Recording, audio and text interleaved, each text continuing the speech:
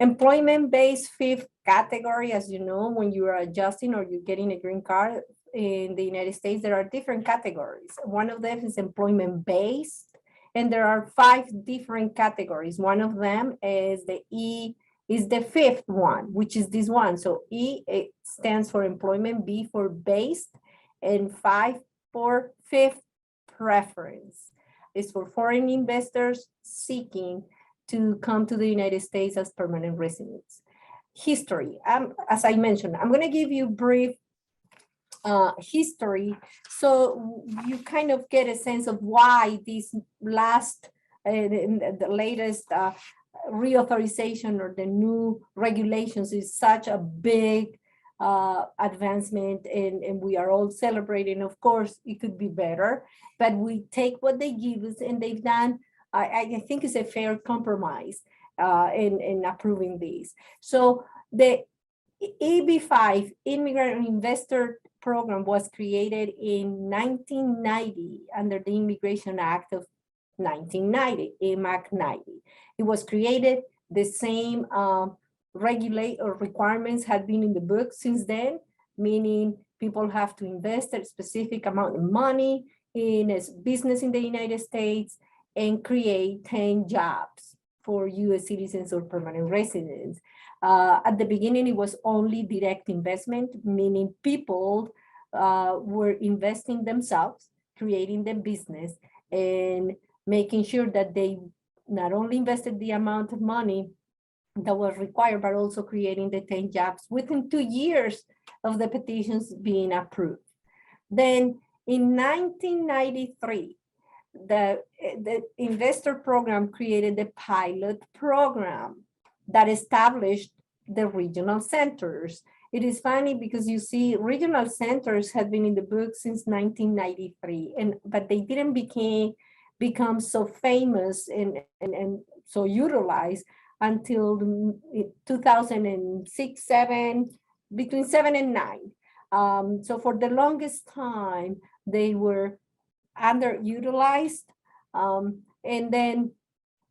but they had always been there. And the regional centers are organizations designated by the Department of Immigration, U.S. Citizenship and Immigration Services, that sponsor capital investments for investors, foreign investors. What that means is that the regional centers must be approved by the Department of Immigration. They have clear guidelines as to the applications and the fees they have to pay and the process they have to undergo for the Department of Immigration to authorize any organization as a regional center for purposes of the EB-5. They can't just start doing EB-5 investments without that previous authorization from the Department of Immigration. 1998, the Administrative Appeals Office, and this is important because most of the major requirements or regulations that requirements that regulate the EB-5 program come from orders or judgments or pronouncements from the Administrative Appeals Office. And so in 1998, through the Administrative Office of Appeals, there were changes to the EB-5 requirements. These changes require investors to provide proof that the EB-5 investments originated from lawful sources and that investors are personally involved with were personally involved with the EB-5 project, and they were prohibited from investment return guarantees. What this means is these rules still apply. What this means is that's why the regional centers were not as used or famous, because in 1998, we were still asking investors, you can't be a passive investor. You have to be an active investor. Even if you go through a regional program or center, you still have to have your hands on in managing the investment and creating the jobs and doing what was required under the program. But in addition to that, they also came up with clear guidelines as to how to verify the lawful sources, meaning how the investor acquired the money and how the money came or entered the United States. Also, they prohibited return guarantees. This means for immigration purposes, for the EB-5 investment purposes, the investment must be at risk. It's an investment. So if the investment doesn't do well, you are at risk of losing your money. So if they used to be that they had provisions that, okay, we're going to give the money to these regional centers, but they're going to guarantee us that they're going to give us the money back, at least the basic investment. And what the court said back then was, no, that's not an investment. That's just a loan. What investors are doing is loaning money to these regional centers, because if they guarantee return of money, then there's no investment. So that was why this administrative appeal office rule is so important still today. Then we go to 2003. And in 2003, the Pilot Program Extension and Expansion Act of 2003 helped to revitalize the EB-5 program. How? Well, Government Accounting Office created a Government Accounting Office to investigate regional centers. That's what they did in 2003. And then, unfortunately, they found out that there were the 10,000 visas, and today we're not going to talk about the major requirements or things. We'll do that in another day. In general, the United States only gives 10,000 EB-5 green card visas per year, okay? So what this Government Accounting Office found out was that the 10,000 visas per year were underutilized and they were not being granted each year. They also created the creation of the Investor and Regional Centers unit. And this is the unit that to this day is in charge of overseeing the regional centers.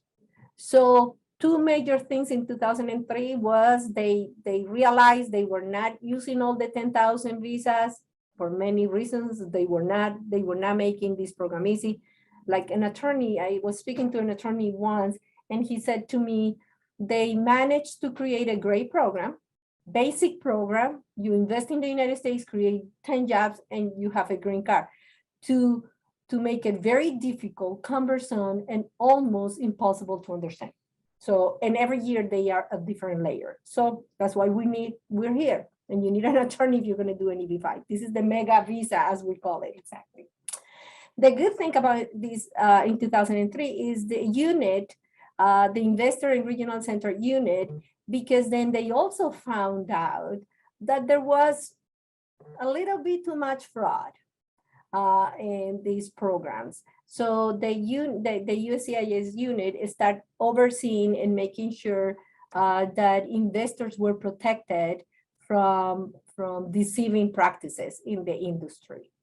In 2009, and here is where in between 2007 and 2009 is where we have seen the regional center surge. Yeah. When they had become more popular, there was more oversight. Investors felt more protected, putting the monies in these regional centers precisely because of this regional center unit, making sure fraud was, let's not say impossible, because right. It's always possible, but it was kept to the minimum. Then in 2009, they centralized the EB-5 processing centers, processing to the California Service Center. Before then, it was California and Texas, so there were two different centers processing these petitions, and they not only kind of coincide or agree with the procedures and timelines and processing time, so it was a little bit unorganized. So then they decided there was only going to be one regional center, and after that, about a few years ago, they also moved that centralized office from the California Service Center, and they created a specific office to process only EB-5 petitions, and is in Washington, I believe. No, it is in Washington, I know. Then 2019, what happened in 2019? It was the EB-5 Modernization Act. And this one took effect November 21, 2019. And I remember that day so clearly because we were in a rush to file a bunch of EB-5s before November 21. So investors didn't have to invest more than the required amount, 500,000, because on November 21, the 500,000 went up to 900,000, and the 1 million investment went up to 1,800,000 and some. So that was a kind of a big break, because for years the investment was 500 and 900 or 900, and then it went up significantly. Yes, $500,000 just from one day to the next. As you can imagine, a lot of investors were not able to complete their transaction because they couldn't afford the 500,000 additional money. And they designated the TEAs. What are TEAs? They are targeted employment areas. This is a requirement. When you want to invest, before it was 500 and then it went to 900. When you only want to invest, or you can only invest 900,000, then you had to do it in a targeted employment area. And what this act did was they designated the individual states to determine what was targeted employment areas. And also they created that certain investors could retain the priority date. Priority date is a date when you file the petition with the Department of Immigration, and we call it priority because when there are too many people waiting for a visa and there are not enough visas, like China, for example, that they have a long waiting list or backlog, then it goes, instead of saying, going to the store and grabbing a little thing that says number 1, number 29, number 96, they go by the date the petition is filed.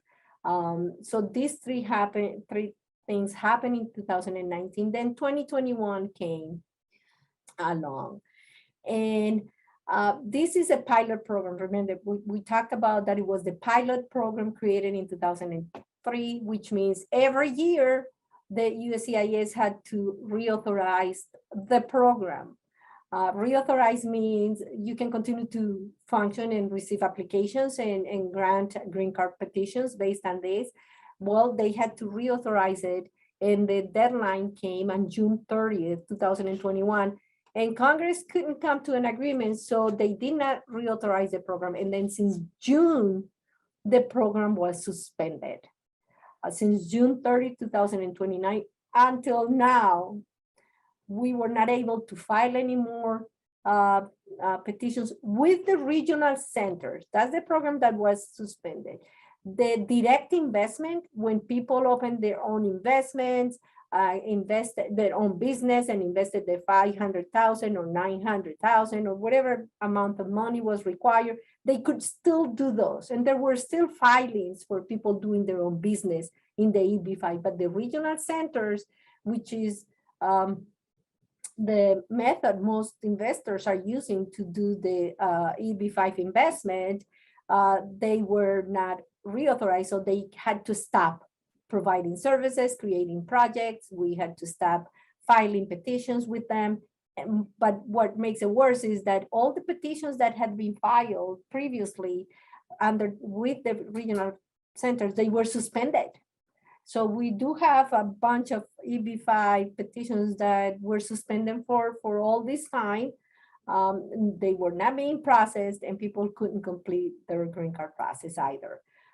Then also in 2009, in 2021, at the end of 2021, there was a ruling in the U.S. District Court for the Northern District of California that vacated the EB-5 immigrant investor program modernization rule, the one that was created in 2019. Remember, we talked about the modernization rule that increased the investment money, designated states to create or determine the TEAs, and talk about retention of priority days. So this ruling says that Modernization Act was against the rules and therefore is vacated, no longer in effect. So in November of 2021, we went back to $500,000 and $1 million investments instead of the 901,800,000 something. Also, states stopped doing the designation of the TEAs and went back to the agencies that were authorized to do that. But because the program had not been reauthorized, then we couldn't do anything, period. But that Modernization Act stopped being in effect. Finally, we come to this year, just last week, March 11, reauthorized again, and it has few changes. And the changes include, now the program is extended for 5 years. So the next expiration, oh, and I made a typo, I'm so sorry. The next expiration is gonna be June 30th, 2027. September 30th, 2027. Exactly. Yes, at the end of the fiscal year. Exactly, September 30th, typo, instead of June or 6, you gotta change it for a 9, and instead of a 1 at the end, it's gonna be a 7. So 5-year extension, September 30th, 2027. Great, we're not gonna be rushing and praying every year for Congress to reauthorize the program, at least for the next 6 years. The new program, there's rules regarding the program integrity. Minimum investments change from 500 to 800, and from to $1,050,000. There's a slight difference of $250 between invested in a targeted area, TEA, or not. Changes to the source of funds. This is very, we need to really get into this one, and USCIS will later give us more guidelines, but this is where we verify where the money is coming from. And new opportunities for premium processing for special projects, and new fee structure, of course, because it's about the money. Well, that was a great brief history of kind of how we got here and why we're here in front of you today, because we are so excited about these changes. First of all, the 5-year extension, like Angela said, just to reiterate, we're excited because at least we're not constantly having to chase this down and figure out where we are on the timeline. And what this means for our clients, at least those that were already in the EB5 regional center pipeline, is that USCIS is resuming processing of pending cases. Now, we haven't seen a specific designation that Department of State will, but assuming so, Department of State is going to follow suit as well and resume, because we do have investors that are stuck abroad as well, and they're trying to come in. And so when the program is effectively shut down June 30th, 2021, their cases were either stuck at the consulates abroad or stuck in the pipeline of 485 adjustment status here with USCIS. So best news is that those are getting picked up and they're going to resume processing. So I think that's what everyone was most relieved, especially I know our clients that are kind of stuck outside, and we got multiple emails that said, is it true? And we said, yes, it's true. Now we're going to need to wait and see a little bit more guidance. Of course, as soon as USCIS makes an announcement, the idea is that they're going to follow up with how this is going to take place, the sort of step-by-step. And that's what we're here to do. We're here to guide you through the step-by-step once we get that information. The other thing is, this is a very important caveat. The law, or this is going to pass, it's going to not allow USCIS or Department of State to deny any petitions because of the expiration of the program. So that sort of safeguard provision was already put in there. So we're cleared for 5 years, so through September 30th. So yes, the EB5 Regional Center Program is authorized through September 30th, 2027. And we're going to be able to pick up where we left off if your case was already in the pipeline, and they cannot deny it because of expiration of the program. So with those major 3 points sort of covered, we get to sort of proceed and see what other changes are included with this new Integrity Act. And that kind of goes to exactly what is in the title of it. These new program integrity measures that Angela was briefly touching on are really important for USCIS. The fact is they are going to be doing regular audits and enhanced record keeping obligations for these regional centers. Again, this has come over years of these regional centers identifying certain fraudulent practices or maybe even those that could be deemed deceptive. So they said, look, we're just going to add regular audits and enhance record keeping so that we can ensure that these regional centers are operating the way they should and that there's nothing nefarious going around, right? Now, how do we fund those, right? Because you can't just say we're going to impose all these obligations and we're going to audit, because then how are we going to support the audits? Regional centers are going to have to pay an annual fee of $20,000, which is new.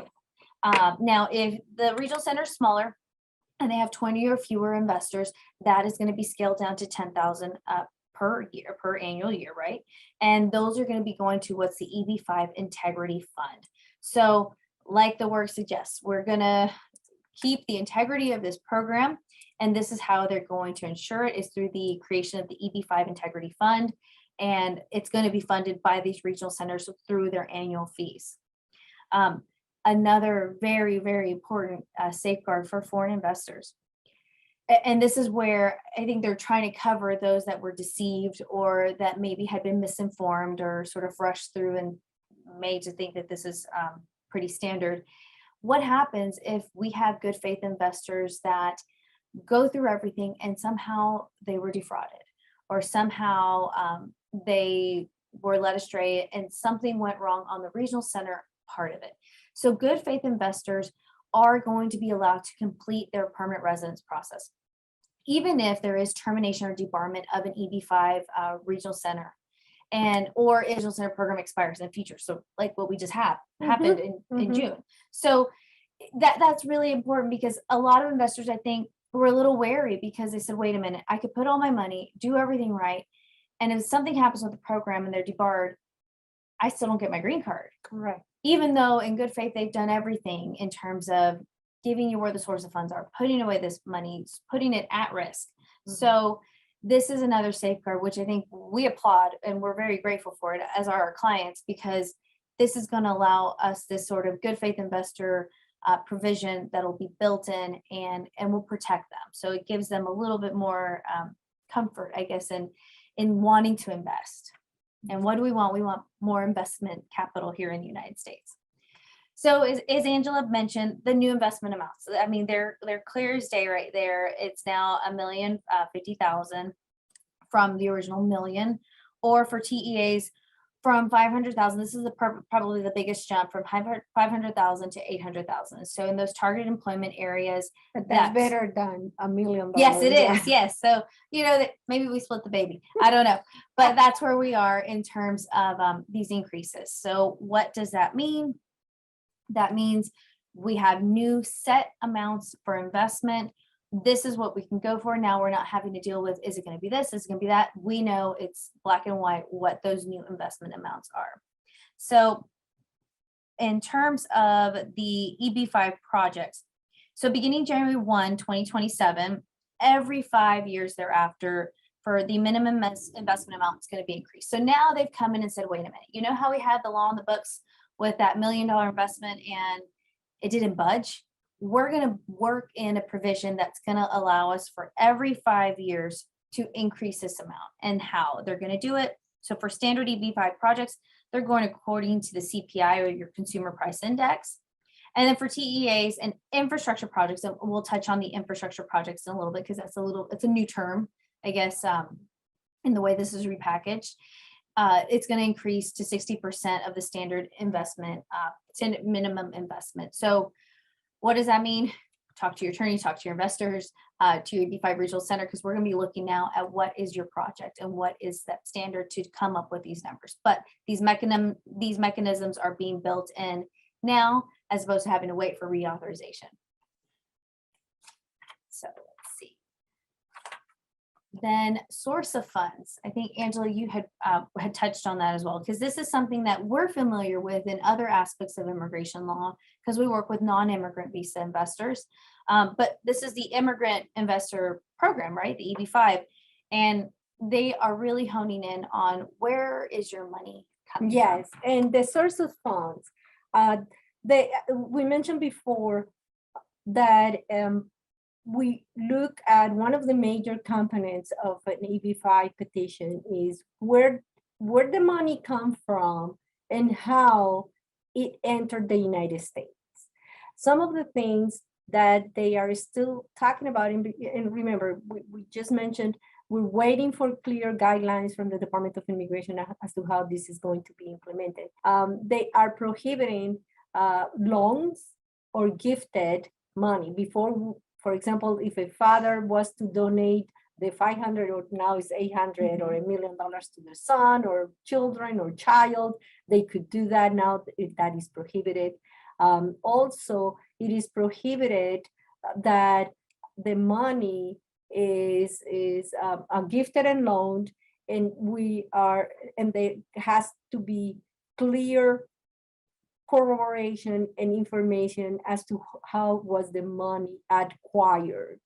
So there's going to be more documentation in terms of the lawful funds being used for the investment. More requirements or more specific guidelines will be provided by the Department of Immigration with the specific examples as to what type of documents will they be requesting in terms of the investor proving is their own money. It is not borrowed, it is not a loan, it is not a gift. And also in terms of how was acquired and how it entered through clear and lawful channels to the United States. Perfect. Okay, so going on and continuing with the changes. So new opportunities for what we call premium processing for special projects. So what are these special projects? Well, those are to be determined.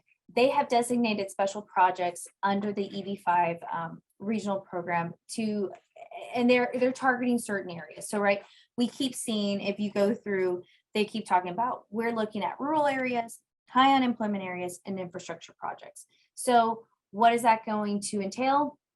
I guess we'll have to wait and see, but those are the three terms that they keep repeating over and over, and we keep reading them: rural areas, high unemployment areas, infrastructure projects. So that tells you exactly where they're wanting these EB-5 regional centers to really target funds and development. And then the structure. Whoa, there is no change to immigration without adjusting fees. No good deed goes unpunished. Right. So currently, our investors prior to June 30th, 2021, they were forking over $3,675 for the processing fee. Now, again, that integrity portion of it, they're going to be adding $1,000 to go into the integrity fund fee for each of these EB-5 petitioners. And then again, premium processing for these special projects. Why is this so important? Anytime we can premium process anything through the government, we want to do it. 15 days, and from date of receipt or date of proceeding with adjudication of, for an example, an RFE, they get your response, 15 days. Well, I'm not sure about whether they're going to do the 15 days. They might have a different timeline. Yes. Because the EB-5 is such a big petition, and there's so much information, documentation, and background information they have to look and review, that maybe the premium processing, instead of being 24 months, 30 months, 48 months that they are now taking to process it, in fact, it's going to be reduced to a year or shorter. I don't know what premium processing will look like, but definitely is an improvement. Right. And in any way that we can get them to speed up the process, we will take it. And most of our investors will jump at the opportunity. So we'll be watching very closely as well. Other key provisions in the law. Okay, so these are a couple of things that we are very excited about it. One of them is targeted employment areas. Now it was determined, or now it is the law, that the Department of Homeland Security, meaning the USCIS, is going to be the agency determining the TEAs.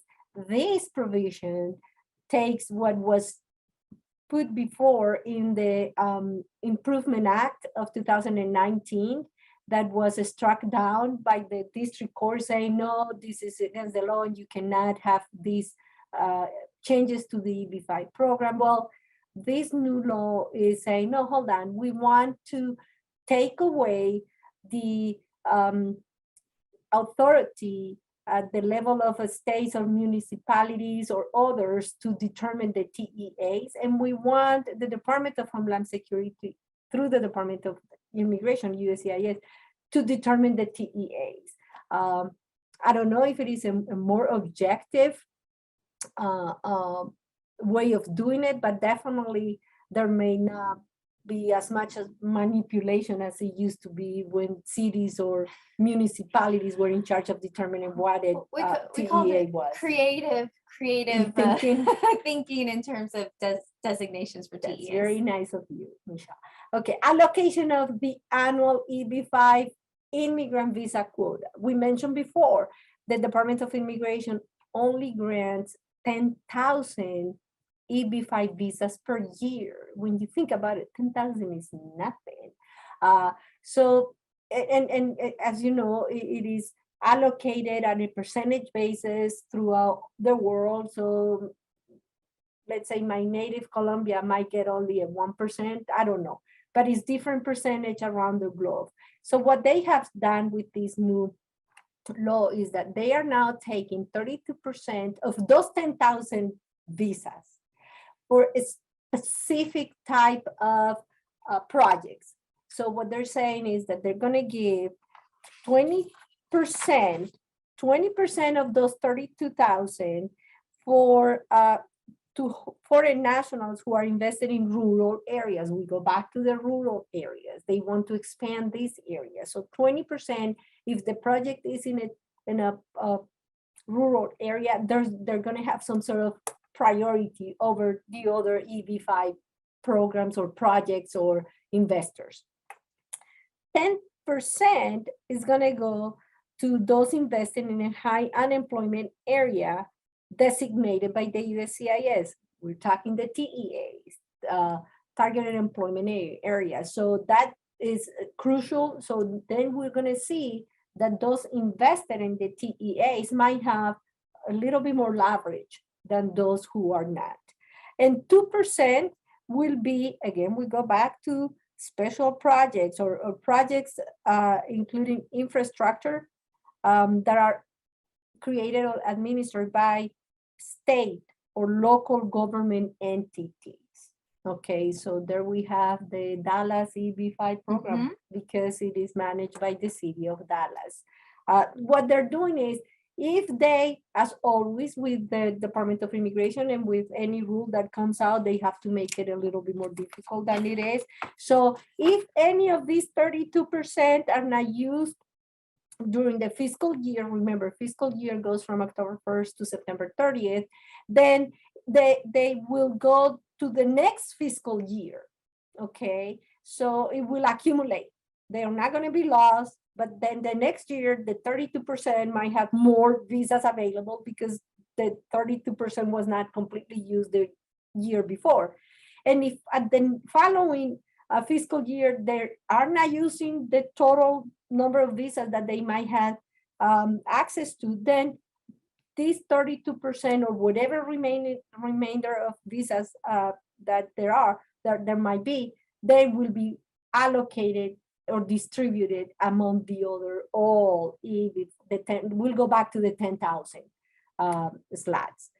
Mathematics and always will create a little bit of confusion.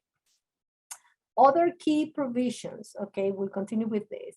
We love this one, right, Michelle? Yes. We're celebrating, we're happy because now they are allowing investors to file the EB-5 petition concurrently with the adjustment of status or 485 petition.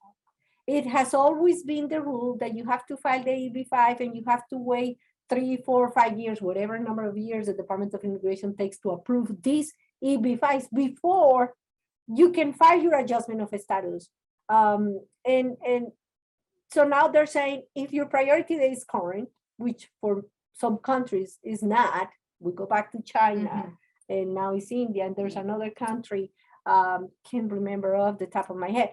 But now, if your priority date is current, if you are in the United States in legal status, Yes. for example, you are in H-1B, you are in, for those children of investors in F visas, student visas, closely or close to be 21 or older, then when you file your EB-5, you can file your adjustment of status, and therefore you will get your green card process going. And along with that, you will be, or the person investing will be also allowed to have authorization to work and authorization to travel while the green card is pending. This is huge. Yes. Because we have many investors that they have been here in the United States, and eventually they have to leave because they are not able to renew their temporary visas, or the F visa program ended, and they'll have to go back home because they're now waiting for a green card that may happen sometime in the future. Right. So now they don't have to if they're able to file the adjustment of status. Now, the EB-5 processing prior, so this is great, good news. We love it and can wait to start using it. EB-5 processing priorities, then USCIS is to give processing priority to EB-5 petitions for investment in rural areas. We go back to the rural areas. What does this mean? Well, processing priority probably in the field of the EB-5 is a very new and novel concept because there's no such thing. For our clients, and we've always been an advocate for at least make it reasonable. Most of our clients have to wait 3, 4, and sometimes a little bit longer for their EB-5 petitions are approved. That means they are investing, their money is in the investment project for that number of years. Once they get the green card and they enter the United States, they still have to keep that investment for an additional 2 years to prove the 10-year jobs were created. And after that, they have to file an additional petition to remove the condition. And that additional petition also takes a number of years to be approved. So we welcome priorities. Even if it is only to the rural areas, we believe it should be for every single EB-5 petition. Right. Okay, finally, and just bear with us because these are all great news. We believe some of the improvements we're long awaiting, and we are excited about it. However, this is just the reauthorization law.